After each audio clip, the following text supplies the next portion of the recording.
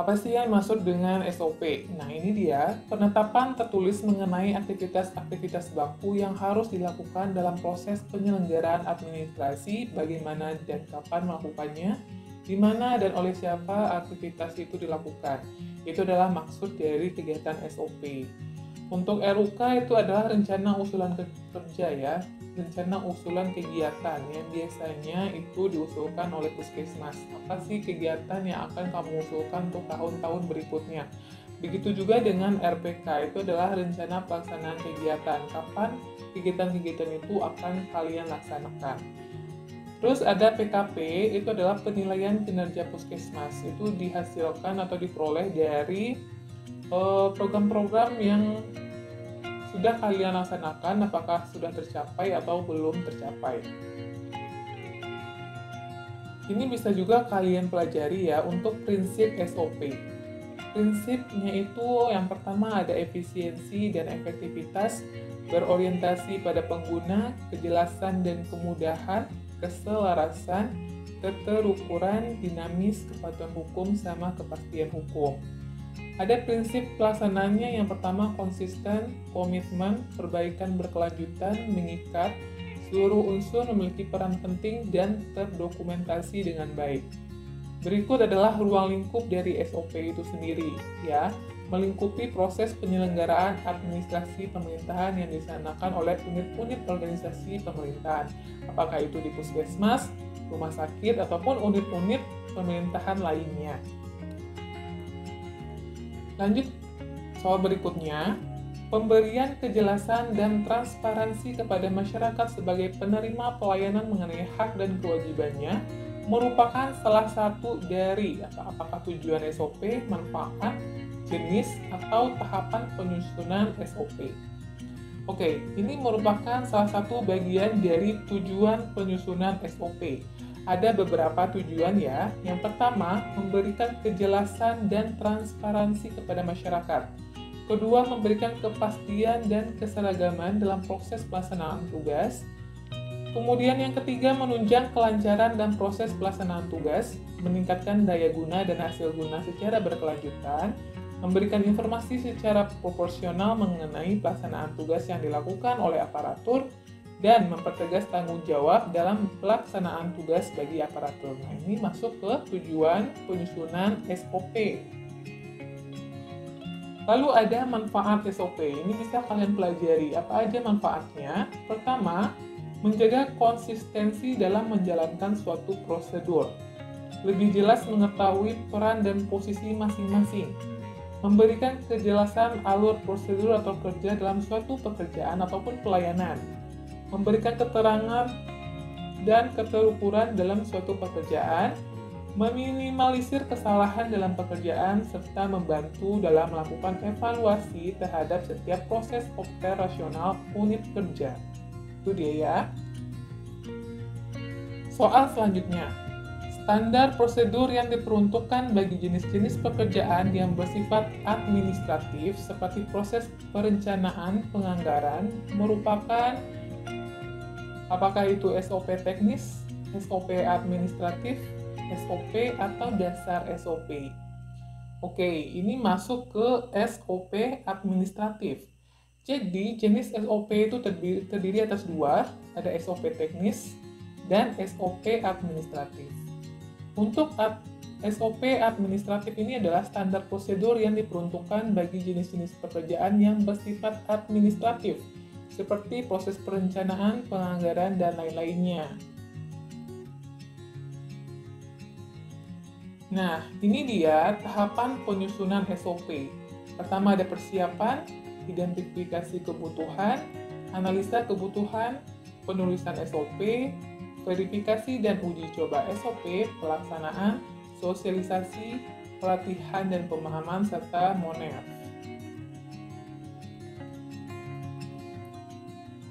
Berikutnya, penulisan SOP yang seharusnya dilakukan adalah pertama, kegiatan yang sifatnya rutin dan berulang, tidak menghasilkan output, disusun berdasarkan kode, atau tidak dapat dipertanggungjawabkan. Nah, ini dia Untuk penulisan SOP, pertama, SOP itu harus disusun berdasarkan nama dan kode nomor. Jelas, rinci, dan benar, dapat dipertanggungjawabkan. Kegiatan yang sifatnya rutin dan berulang, ya. Jawabannya A ini. Menghasilkan output tertentu. Yang bukan isi cover SOP di bawah ini adalah, nah ini soalnya tahun kemarin ada yang keluar ya tentang cover SOP. Apakah isinya nama Pemda, nama unit kerja, judul SOP, atau form identitas? Oke, kita bahas. Ini dia, format SOP itu mengacu kepada Permendagri 52 tahun 2011. Ada nama pemerintah daerah, nama unit kerja, kemudian ada kata-kata SOP, serta judul SOP. Jadi yang bukan itu adalah form identitas. Oke, teman-teman, itu ya sedikit soal terkait dengan standar operasional prosedur.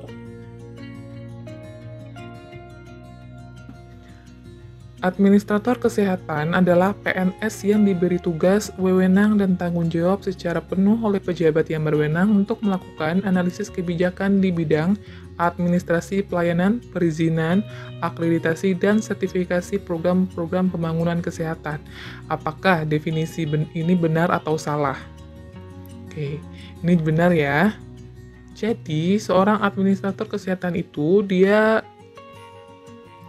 mempelajari di bidang administrasi pelayanan, perizinan, akreditasi, dan juga sertifikasi program-program pembangunan kesehatan. Selanjutnya, instansi pembina administrator kesehatan yaitu apakah A. Kemenristek-Dikti, B. Kementerian Agama, C. Kementerian Hukum dan HAM, atau D. Kementerian Kesehatan. Oke, ini udah jelas ya, jawabannya itu adalah Kementerian Kesehatan. Selanjutnya, unit pembina administrator kesehatan yaitu apakah A, B, C, atau D? Oke, di sini yang menjadi unit pembinanya itu adalah C, Biro Hukum dan Birokrasi Setjen Kementerian Kesehatan. Soal selanjutnya, melaksanakan analisis kebijakan di bidang administrasi pelayanan, perizinan, akreditasi, dan sertifikasi pelaksanaan program-program pembangunan kesehatan merupakan tugas pokok administrator kesehatan. Apakah ini benar atau salah? Ya, sudah pasti ya, jawabannya itu benar. Soal selanjutnya, di bawah ini regulasi yang mengatur jabatan fungsional administrator kesehatan dan angka kreditnya yaitu apakah A, B, C, atau D? Oke, untuk regulasinya yaitu diatur dalam Kemenpan RB nomor 42 tahun 2000. Nah, ini harus kalian download dan juga kalian pelajari ya. Batas usia pensiun administrator kesehatan bisa dipelajari pada PP nomor 11 tahun 2017 tentang manajemen pegawai negeri sipil. Apakah ini benar atau salah? Ya, jawabannya adalah benar. BUP Adminkes itu bisa dipelajari di PP nomor 11 tahun 2017. Selanjutnya, keputusan bersama yang mengatur mengenai administrator kesehatan yaitu keputusan bersama Menteri Kesehatan nomor berapa, tahun berapa, ya tanggal 30 Maret 2001.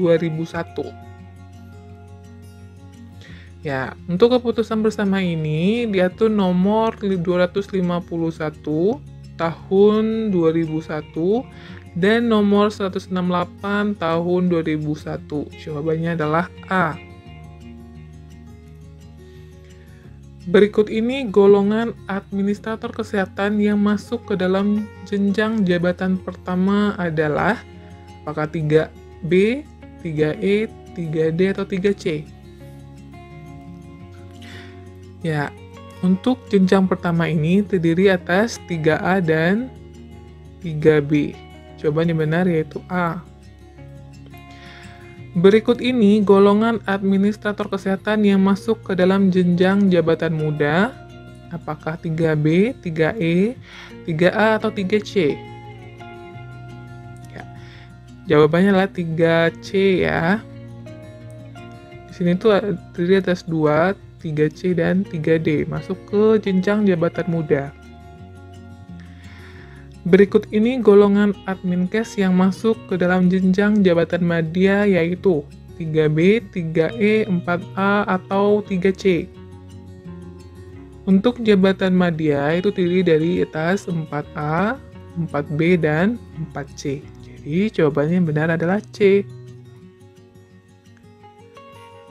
Berikut urutan jenjang jabatan administrator kesehatan yang benar adalah: apakah dari muda, madya pertama, atau muda dulu pertama baru madya, atau pertama baru muda setelah itu madya? Jawabannya benar adalah C. Yang paling bawah itu pertama, lalu lanjut ke muda, lanjut ke madya. Dibutuhkan pemenuhan angka kredit sebesar berapa untuk menjadi Adminkes ahli pertama golongan A dan berapa untuk golongan B? Ya, jawabannya adalah A ya. 100 angka kredit untuk golongan 3A, 150 untuk 3B. Untuk pemenuhan angka kredit, berapa golongan 3C dan berapa untuk golongan 3D? Ya, 200 untuk 3C dan 300 untuk 3D. Jawabannya benar adalah C. Kemudian, dibutuhkan angka kredit berapa untuk 4A, 4B, dan 4C? Ya, di sini jawabannya adalah A. 400 untuk golongan 4A, 550, 4B, 700 untuk 4C. Batas usia pensiun Adminkes ahli pertama yaitu berapa tahun? Ya, ini 58 tahun ya. Kemudian batas usia pensiun Adminkes ahli muda itu berapa tahun? Sama ya, 58 tahun. Kemudian batas usia pensiun Adminkes ahli madya. Ya, ini adalah 60 tahun. Salah satu syarat agar dapat diangkat menjadi Adminkes ahli madya yaitu: apakah memiliki pengalaman dalam pelayanan administrasi kesehatan paling kurang 5 tahun, 4 tahun, 3 tahun, atau 2 tahun? Ya, minimal itu 2 tahun ya.